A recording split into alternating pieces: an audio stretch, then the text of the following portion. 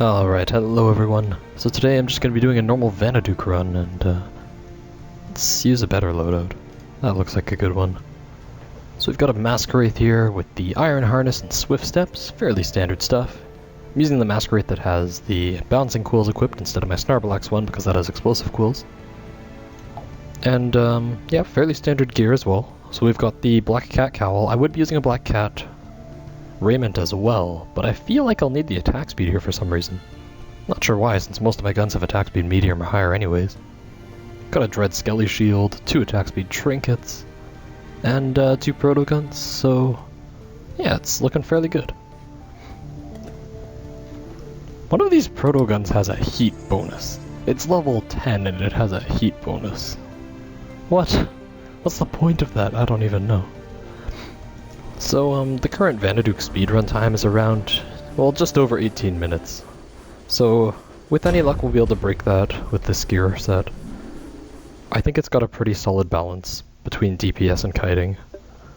So, yeah, we'll see how it gets. I mean, I'd be really happy with sub 18 minutes for this run, but even sub 19, I'd still be quite happy with. 18 and a half, let's say.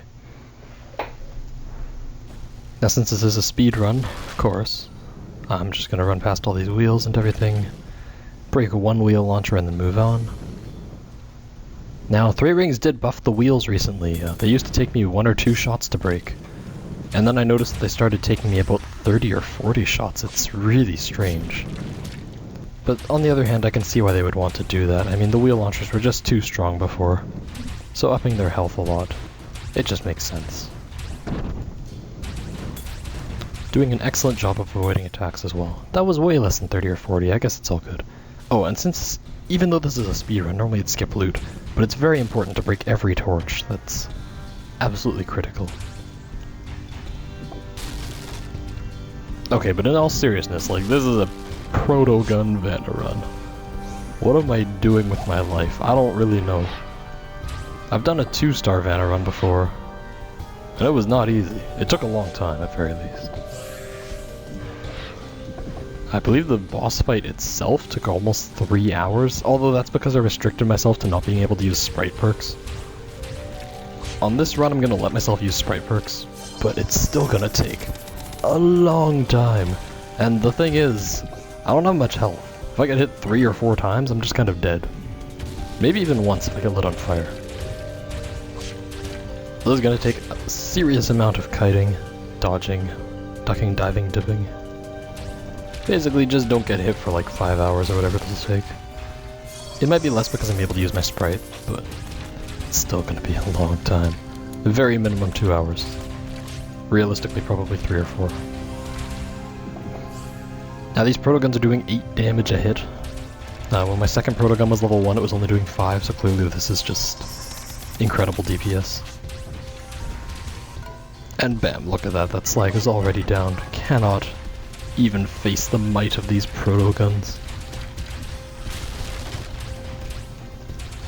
Now it's a known fact that dual swapping Protoguns are the single most efficient loadout in the game.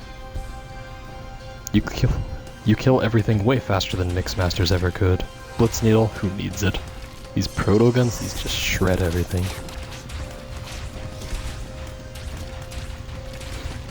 The enemies are poisoned, but they still only take 8 damage, so apparently the Quill's damage is the only thing that's going to matter there.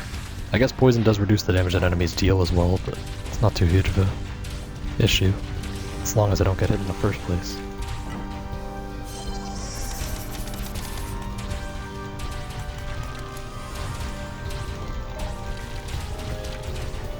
And fair warning, this run will probably be boring.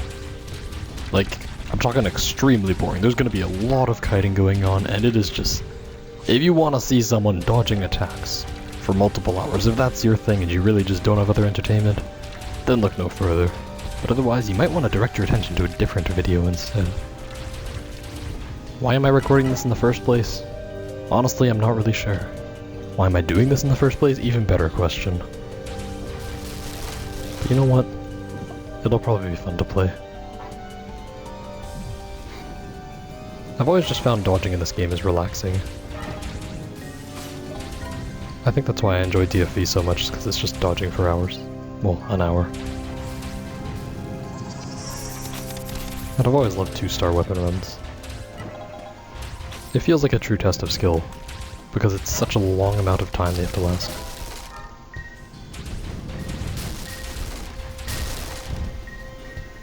Thank you very much to Sui, by the way, for selling me the second Protogun I was needing. You can't really find unbound Protoguns from NPCs anymore. The only way to get them is by trading other players who've had unbound Protoguns from like way back when the game first came out. I used to have 6 or 7 of the things. I had a lot of these Protoguns, but I sold them maybe 2 years ago, 2.5 years. And so yeah, I was really worried that I would never be able to find another one. But fortunately, Sui, or one of their friends, actually had one left. So without them, this run would not be possible. Did I miss a button? I did.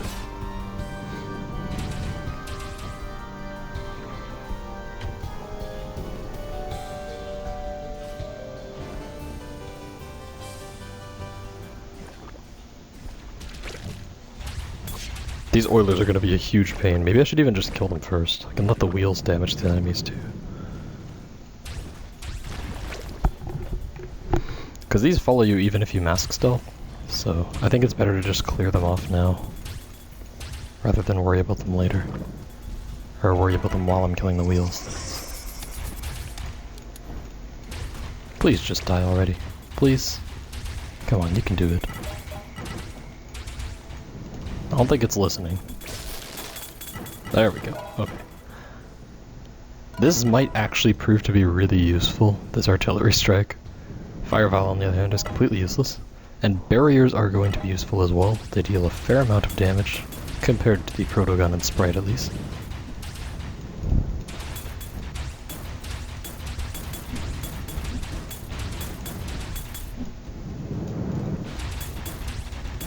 There we go. Looking good so far.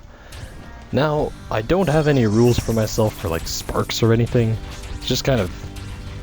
I don't want to do this run again for a long time. At least I don't think I will. So if I die, that's too bad. Everyone gets to see my failures. But I'm not deleting the run or anything. I certainly won't feel like I failed the challenge even if I complete the run after a few deaths. Like, as long as I can complete the run in general, great. Of course, the hope is that I never have to spark, but the boss fight itself might prove very difficult. I think I can get up to there without sparking though.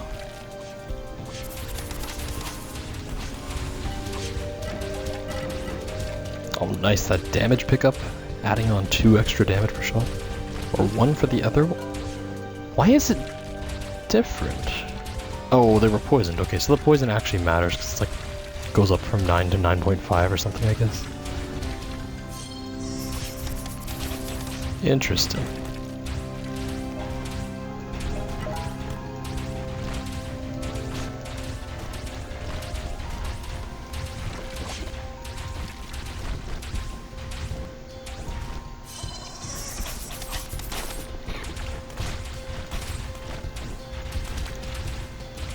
Pretty solid so far. Almost done this one. Was that wave 1? I think it was wave 1.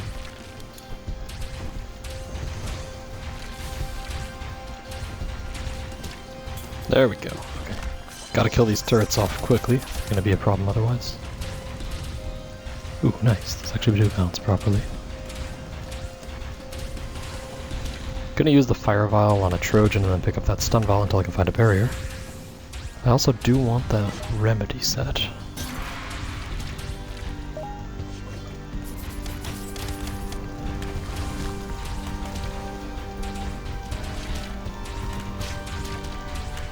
And as always, the goal is just to not get hit, not to focus on dishing out damage.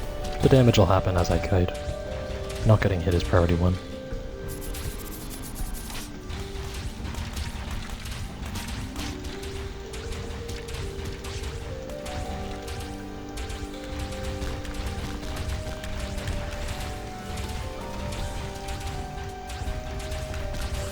Okay, come on turret, anytime you want to die, it's good for me.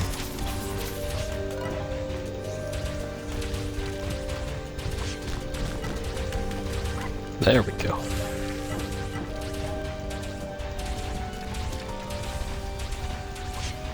I always get thirsty doing runs like this, so I have like 3 bottles of water by me.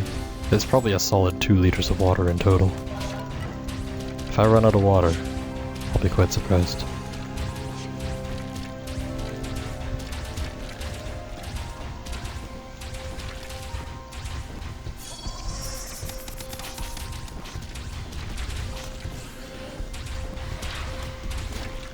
I do try not to knock the enemies out of the Mass Wraith quills, so if I need to stop attacking then I will.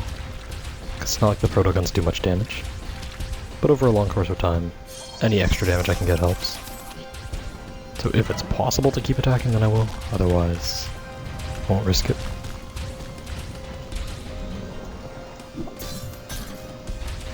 Got the fire tick on that Trojan. And I walked into that fire for some reason, I don't know why. It just happened. That's okay. Certainly not the end of the world. Considering this floor is almost done anyways. Now I'm not sure if Trojans can be hit by Mass Wraith quills, I don't actually remember that. I think they can? Otherwise I'll have to use Hexing Haze. Let's see. If that bounces to a Trojan. No, I guess not. Interesting.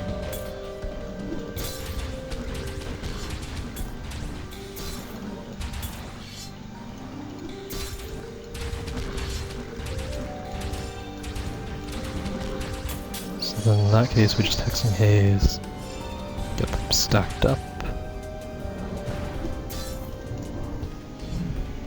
Ah, didn't get the second application on that one. Hexing Haze is quite a long cooldown, unfortunately. I might try to needle them one more time, just in case it has to be directly applied to them. Maybe it just can't bounce to them or something, I don't know. But if that doesn't work out, then I'll stick with the Haze. I could use a shotgun here and then grab the poison vial for later. Not too big of a difference, either way.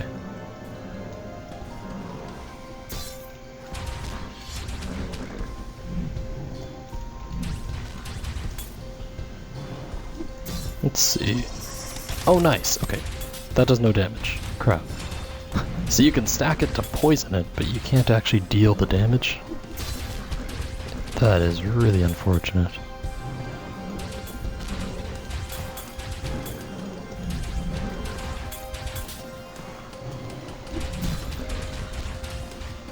Let's lure them down here.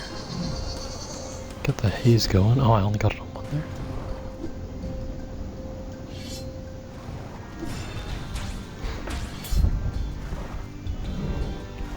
Should only take one more round of haze. I guess I'll start focusing on this Trojan then to lower it enough.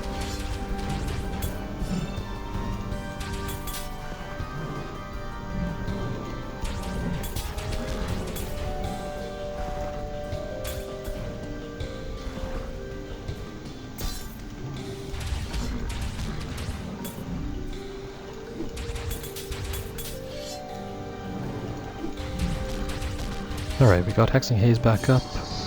Apply it on that, apply it on this, that one's gonna die. Just put the second in place long enough and we should be solid. It's not quite gonna die from that, but it'll die from a few proto shots.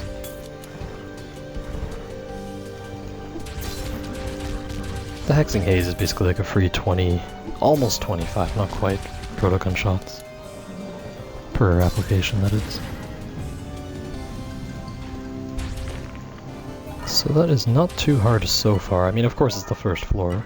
Barrier greater than Vial. Gonna use this in the bottom right room of the second floor. I do hope I find a Vitapod as well.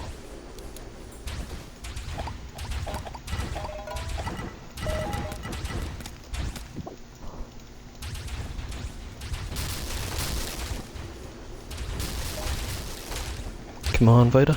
Maybe not. Nope, not happening.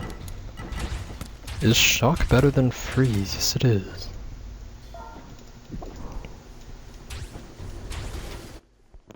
A little bit extra damage, and freeze has the problem of sometimes trapping an enemy by you without being able to shield bash it away. So shock is just generally better there.